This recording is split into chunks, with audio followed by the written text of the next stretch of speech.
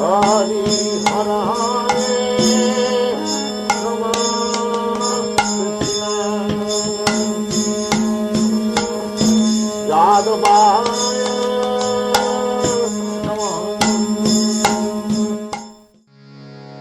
Ananyaschintya yanto mam ye jana paryupassate tesam nitya biyuktanam yoga keshmam vaham yaham. But those who worship me with devotion, meditating on my transcendental form, to them I carry what they lack and preserve what they have. This 9th chapter of the Bhagavad Gita deals very intimately with this aspect of the Absolute Truth, the Supreme Personality of Godhead, whom we learn is the foundation or the underpinning for all other spiritual truth. We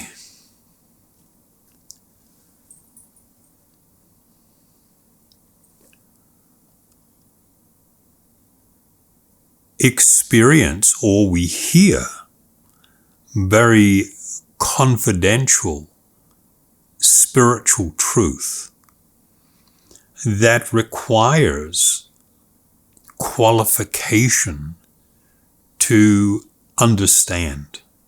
Just as in this world, one needs a certain level of qualification. It might be intelligence, it might be training, it might be both, aptitude, in order for one to be qualified to understand. I mean, I can sit down a 4-year-old and explain to them calculus or algebraic formulas, and I will just have blank stares at best, and them babbling or talking or wandering off, that would be more in line. And that is because there is a lack of qualification at that point in their life, which may alter later, to understand. And so this particular chapter, we are exploring, or Krishna is revealing, deeper and deeper spiritual truth that requires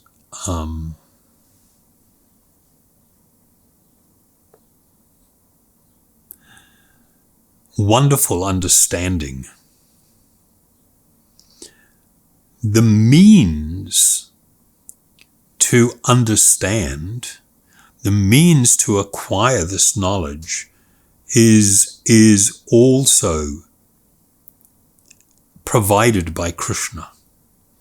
And so this particular verse is filled with extraordinary and profound truth that requires frequent meditation and the application of the spiritual process that will bring about the transformation of consciousness to be able to really enter into and experience the reality of these spiritual truths. I'll bring your attention to the first word in the Sanskrit, Ananya, meaning having no other object. And it refers to a person coming to the point of exclusively being focused upon this spiritual practice, which is described as bhakti. In the commentary of Srila Bhaktivedanta Swami Prabhupada, he says, one who is unable to live for a moment without Krishna consciousness cannot but think of Krishna 24 hours, being engaged in devotional service by hearing, chanting, remembering, offering prayers, worshipping, serving the lotus feet of the Lord, rendering other services, cultivating friendship, and surrendering fully to the Lord. Such activities are all auspicious and full of spiritual potencies. Indeed, they make the devotee perfect in self-realization. So we have, since this is a summary study of the Bhagavad Gita, we are not going into great detail to all of the subject matter that has been mentioned. Here, Srila Bhaktivedanta Swami Prabhupada points out the 9 categories of activity that were associated with the execution of this spiritual path, the path of bhakti, bhakti marga,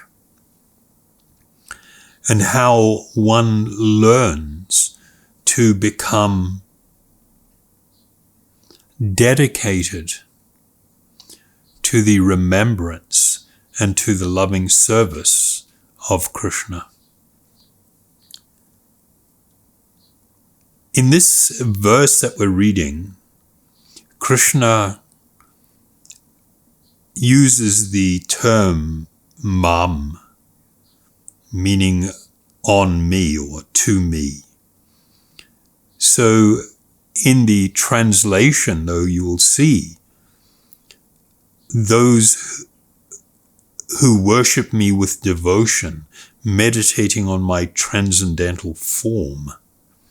So a person will say, well, we're not seeing within this particular verse this reference to a transcendental form.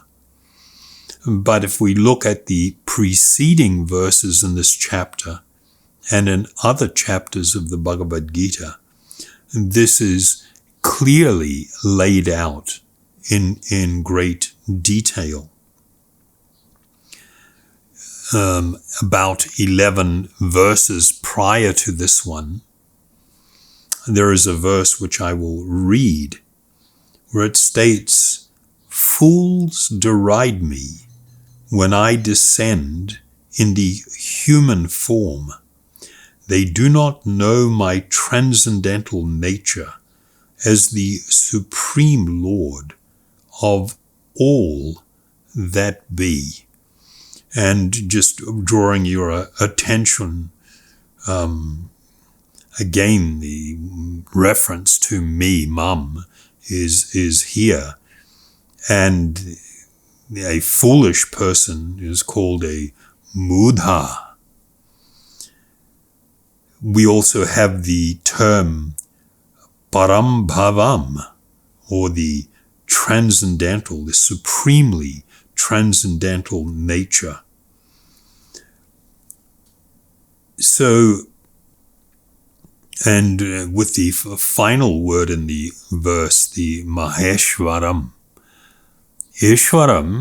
Ishvara refers to the controller, the supreme controller. And Maheshwaram means the supreme amongst all controllers, the supreme proprietor of everything. Sridhar Swami, in his commentary on this verse, the one that we've been studying, states the following: "This verse clearly and distinctly confirms that the devotees of the Supreme Lord Krishna, who are completely absorbed in reflecting upon him and who have no other desire than pleasing him by activities or by meditation, are blessed by his grace to the degree that their welfare, their maintenance, their protection, their achievement of moksha or liberation from the cycle of birth and death, as well as their ascension to him in the eternal spiritual realms, are all sanctioned and arranged by the Supreme Lord himself for his exclusive devotees, who never even think of asking anything in return for what they are offered with devotional love.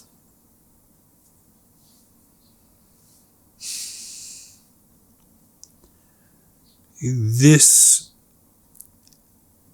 verse that we are studying is very much a wonderful example of a spiritual principle that we've mentioned previously, a principle that is not only found within the Bhakti Shastras or the devotional texts, but also in the great yogic work of Patanjali, the Yoga Sutra. We have mentioned previously that there are two approaches in this spiritual quest. One is known as the ascending process or the Aroha Pantha, and the other is the descending process or the Avaroha Pantha.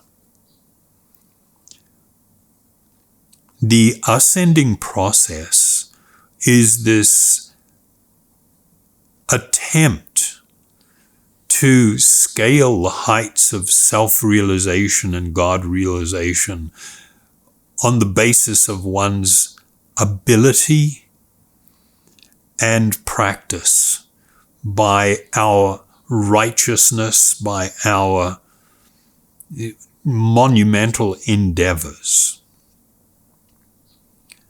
And Krishna had pointed out that those who attempt that way, particularly when they are focused on the impersonal aspect of God, the Brahman effulgence, the Brahma Jyoti, this great ocean of spiritual energy and light, that one who attempts to achieve that their path is incredibly difficult, and quite often they do not succeed. And we learn from other parts of the Vedas that even when one does succeed, one cannot eternally, and when I say eternally, I mean in the deepest sense of that word, remain in that position, because ultimately the desire of the soul is activity. We see this when the soul or the spiritual being resides within the body. We are constantly agitated to engage in activity. But when the living being leaves, the body that is left behind is not seeking any activity.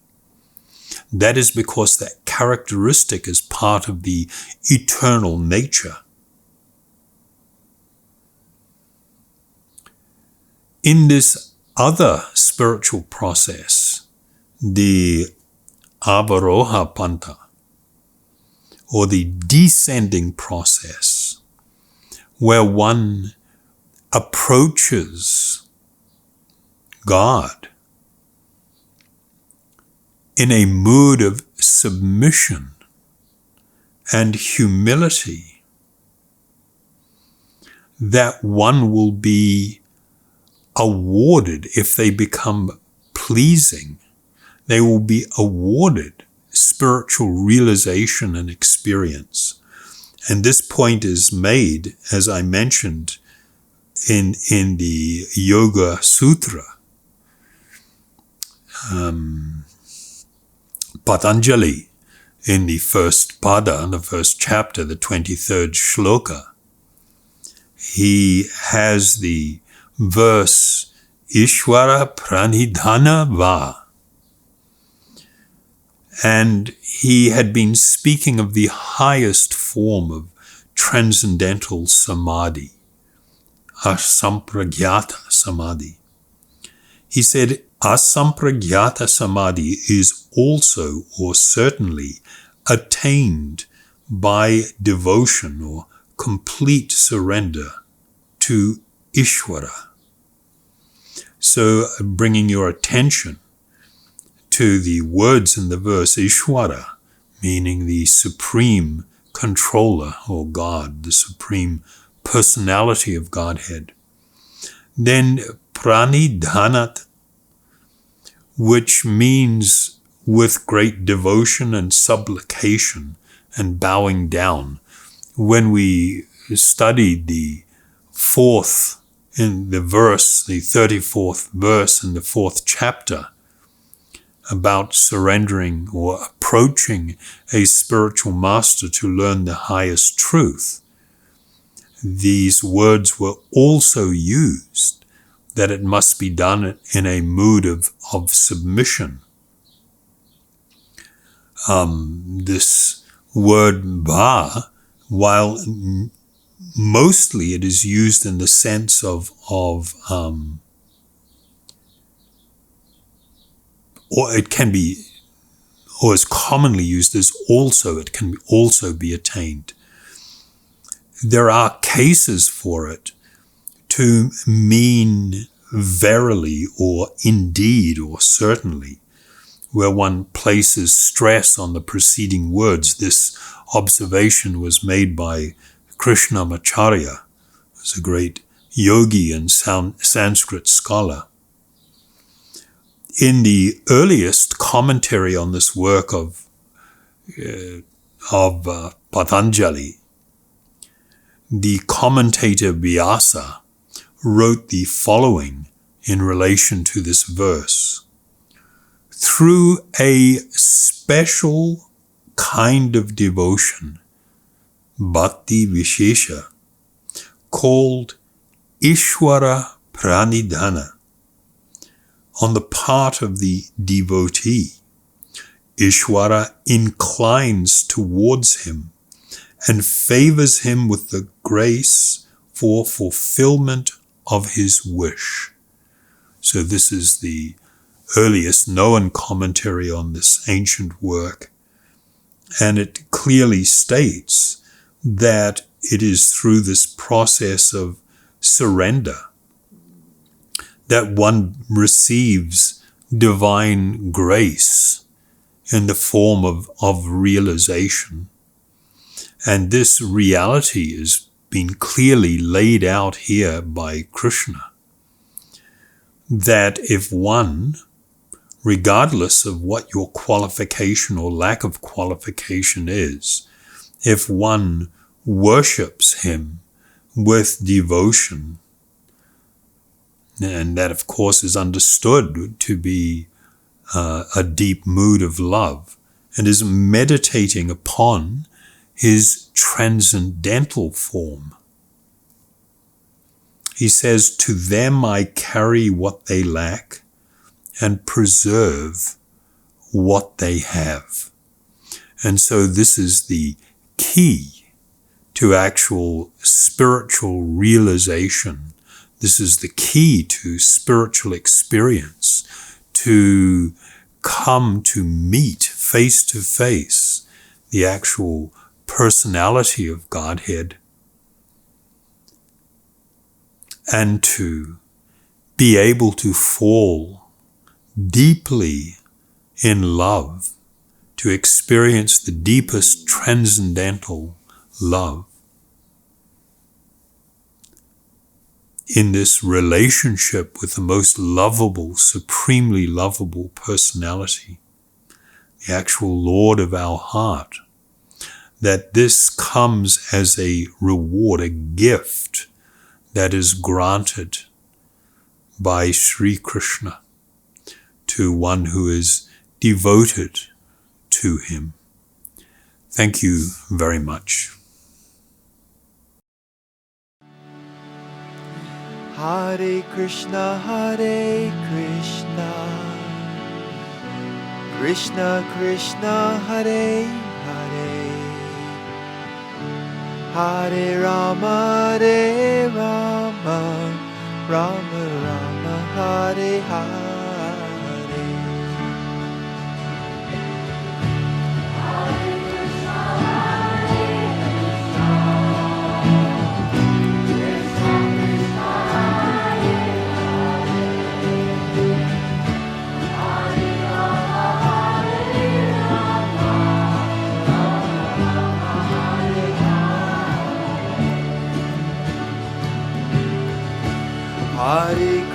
Hare Krishna,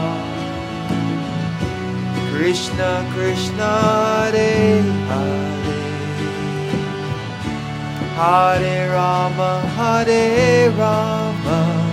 Rama Rama, Hare Hare. Hare Bol.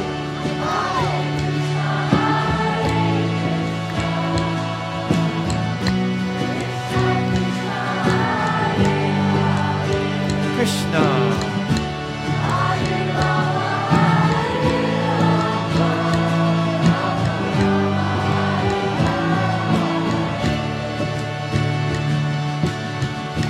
Hare Krishna, Krishna Krishna, Hare Hare, Hare Rama, Rama Rama, Hare Hare.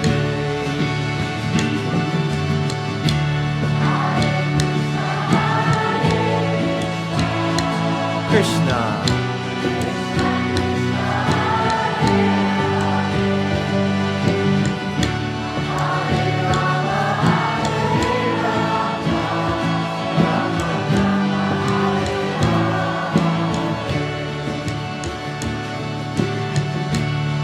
Hare Krishna, Krishna Krishna, Hare Hare, Hare Rama, Rama Rama, Hare Hare.